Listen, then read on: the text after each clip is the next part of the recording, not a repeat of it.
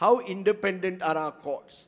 Has the apex court in this country turned into what scholars like Gautam Bhatia have suggested, an executive court, mindful of being in line with whatever the political executive really wants? Basically, for all the obiter dicta that often we hear from judges, all the fire and brimstone against the government, when it comes to the judgments, they fall in line with what the political executive wants. This is what legal scholars suggest is the making of an executive court. I do not subscribe to that view at all. According to me, all the courts are quite independent, and you will actually see it in the process. Say, for instance, two matters which came before me.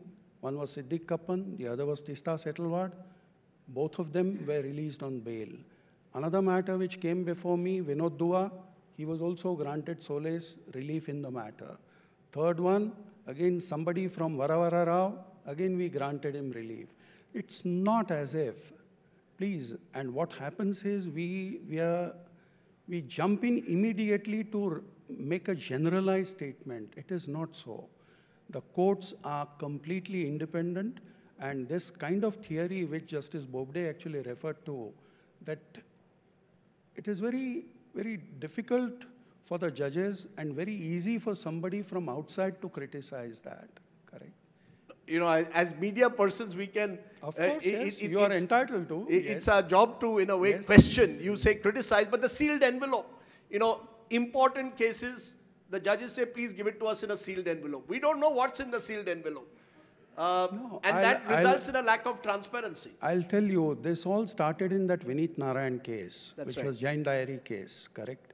At that juncture, the Supreme Court was interfering or was considering the matter, and at that juncture, the investigation was still on. It was not clear whether the material which the investigator had collected, was it worthy, was it sufficient? But at the same time, the court just wanted to consider that the issue was considered or looked into by the investigators. So therefore, sealed envelope was entertained. The court did not pass any order. All that it said is that if, according to you, Mr. Investigator, there is a case made out, proceed further. That's it. You know, it's interesting you mentioned just now, a little while ago, the Tista Setalvad case. Because I recall, sir, and let me be honest today, when you became Chief Justice, there was media comment again that Justice Lalit, I think when you became a judge actually, that you had been Amit Shah's counsel in the Sohrabuddin case, and that will Justice Lalit therefore be truly independent? You showed through your judgments that you are independent, and kudos to you for that. But there was this sense that did that ever weigh on your mind, that will the media commentary that plays out, that here is the Home Minister's former counsel in the Sohrabuddin case, now the Chief Justice. Were you under extra pressure at any stage? Not at all. See, as a lawyer, I represented something like 18 chief ministers in various matters, including S.M. Krishna, who was from Congress, Sukhram, who was from Congress, some of the 3 chief ministers from Maharashtra who were from Congress, Yediyurappa, who was BJP, then Jayalalitha, who was again in the opposition. So I have represented a number of them.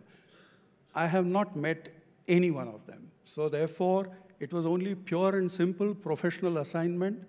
To me, it was like appearing in any matter, whether it was ABC, XYZ, or that politician. Makes no difference.